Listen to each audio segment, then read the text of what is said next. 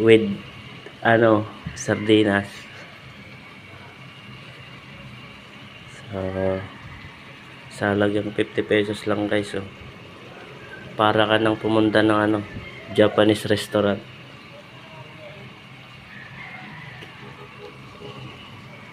Sa ganitong klaseng ulam, ang makaka-relate dito yung mga kapus palad.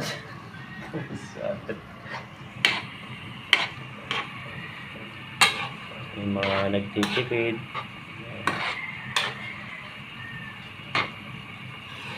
sardinas,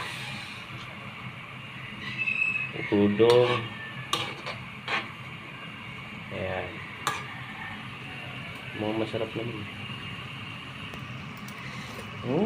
Kapyap-yaitam, masarap pa eh.